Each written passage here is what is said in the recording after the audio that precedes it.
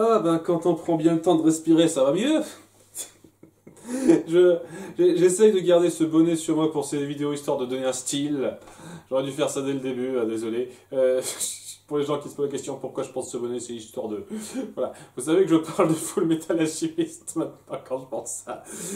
Ouais, sinon, d'après ce que j'ai suivi, ça n'adapte qu'un seul chapitre de manga, donc c'est clair net que ça prend plus le temps. Et tel quel, bon, bah, c'est juste la découverte de la mort du Hooks, comment nos personnages l'assimilent, l'encaissent, et la poursuite de l'enquête de Mustang, à un niveau assez léger, mais bon, ça fait progresser certains points. C'est intéressant sur pas mal d'aspects, c'est bien rendu, et oui, comme je dis, ça prend le temps de respirer, puisque on raconte quelque chose de pas trop dense. Donc, ouais, il y a deux choses qui se font en parallèle. On va commencer par la partie simple à résumer, c'est-à-dire donc l'arrivée de Hal et Ed à Central, la seule partie gag un peu grossière avec Ling qui les a suivis et qui a décidé de se balader dehors et qui a perdu de vue ces deux ninjas et il finit par tomber à terre parce qu'il a faim et être arrêté par les autorités parce qu'il a pas sa carte sur lui, un truc comme ça. T'as à nouveau un personnage qui a l'air super intéressant par la suite. Et sinon, à part ça, bah, ça va être eux qui disent ah, on va voir Hughes. Et il y a Winry qui dit qu'elle va aller chez lui. Eux qui vont un petit peu voir bah, au niveau des autorités du coin, de la bibliothèque, tout ça, tout ça. Et ouais, ils s'y rendent. Doucement. Il y a la question que j'aurais dû me poser plus tôt, c'est-à-dire pourquoi Armstrong leur a pas dit lorsqu'ils se sont croisés, donc il y a 2 épisodes de ça, après la mission contre Greed, et ben il s'est précisé à un moment donné qu'il n'a pas osé leur dire parce que c'était affreux à dire. C'est ce que je trouve assez lâche. Et il va faire pareil, Roy, c'est-à-dire qu'ils vont le croiser là-bas, Roy, et il inventera une excuse à la con pour dire qu'il n'est pas là, quoi. Il est reparti dans sa campagne avec sa femme et sa fille, et tu te rends compte que ton message, ton mensonge ne peut pas rester longtemps. C'est-à-dire que oui, sa femme et sa fille sont toujours en ville, et tous les autres du coin, tu leur as pas donné le mémo pour mentir comme ça. Donc, évidemment, ça va fuiter. Et juste après sa fuite, quoi.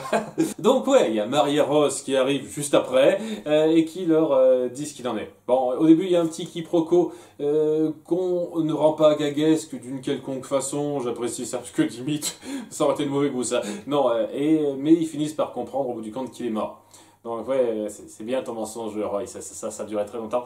Et donc ouais, il le vit assez mal, il y a Edward qui se sent particulièrement coupable parce que pour lui, en fait, il l'a entraîné dans ses recherches qui l'ont amené à être pris donc dans cette affaire assez compliquée et c'est pour ça qu'il a été tué, donc il se sent très mal. C'est pour ça qu'il décide d'aller assez vite avec Alphonse chez la femme de Hughes pour s'excuser alors que Winry en découvre en se rendant chez elle qu'il est mort, donc ça lui fait un sacré coup à elle aussi. Il y a ce moment donc où il essaye de s'excuser. Sa femme, Gracia, leur dit qu'il ne faut pas abandonner, que son mari était prêt à aller jusqu'au bout et que même jusqu'à la fin de sa vie, il avait cette noblesse et elle ne veut pas que ça soit oublié, ça c'est joli. Il y a ces moments assez calmes et forts où ils encaissent ça tout simplement la soirée qui vient, quoi.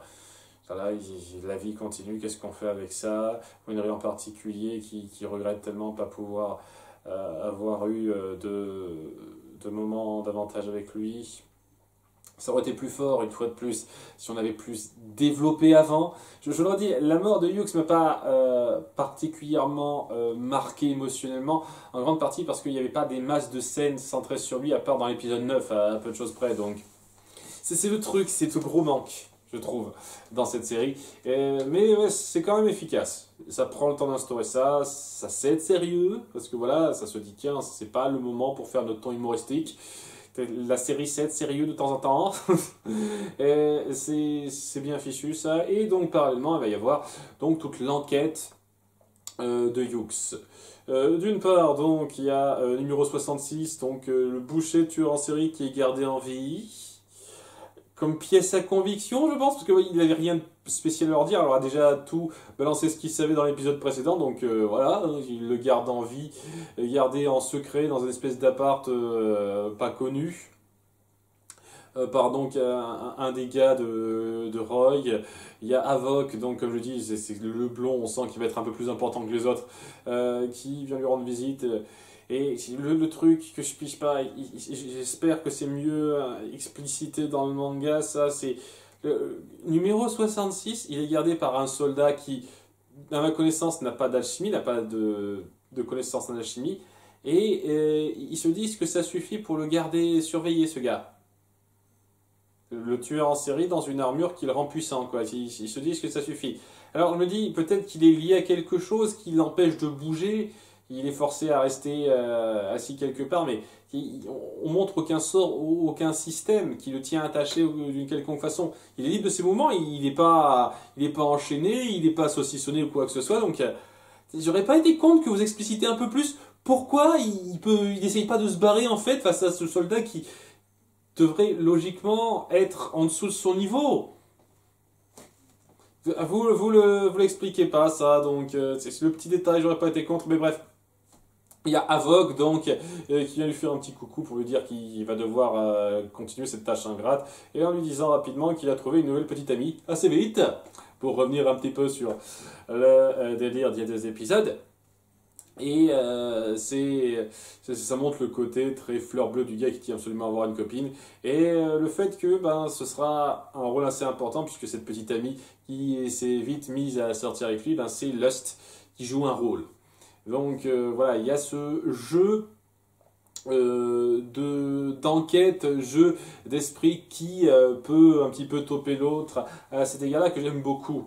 Parce que oui, il y a Roy qui enquête un petit peu dans son coin en essayant d'être un peu discret. Il y a une scène avec Cheska qui garde un petit peu caché le fait qu'il fouille dans les bouquins où Hughes a fouillé avant sa mort, par exemple. Et euh, des scènes comme ça où Envy essaye d'enquêter en se faisant passer pour un autre, ce genre de choses qui montrent bien qu'il y a cette espèce de recherche et d'attention à ce que l'autre fait d'un côté et de l'autre. J'aime beaucoup ça. Voilà, c'est cette espèce d'ambiance de mystère, de recherche, d'enquête, de thriller presque, qui passe très bien à cet égard-là.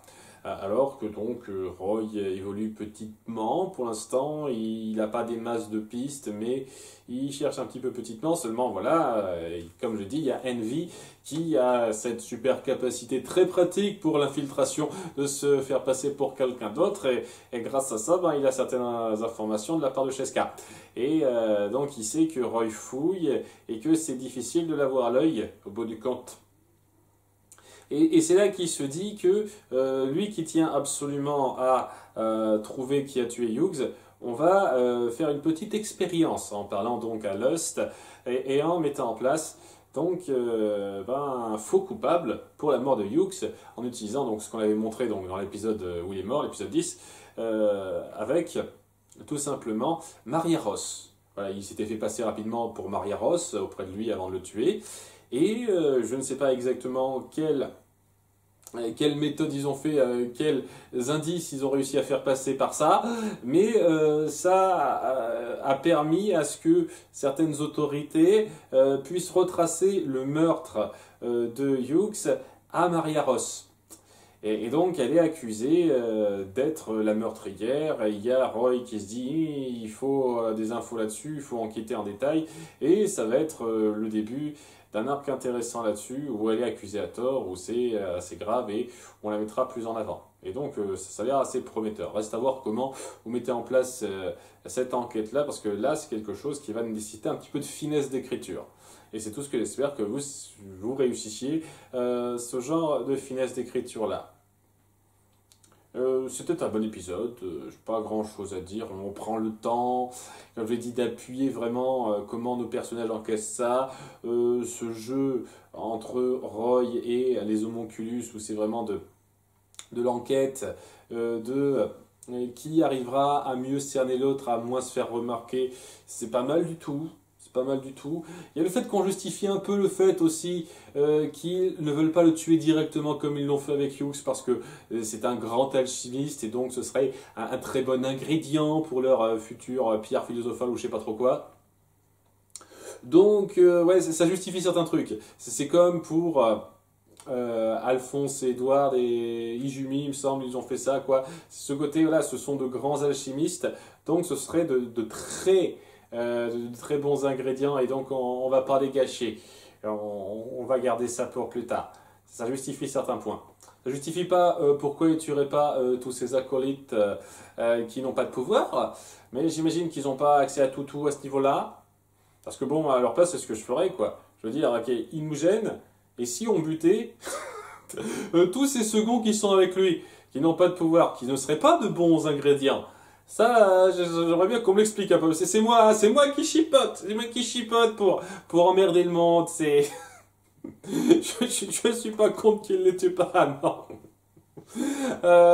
Donc, il est bien, cet épisode. Et voilà, la suite peut promettre si elle est bien gérée, c'est tout ce que j'espère. À bientôt pour l'épisode 16 et plus. Bye!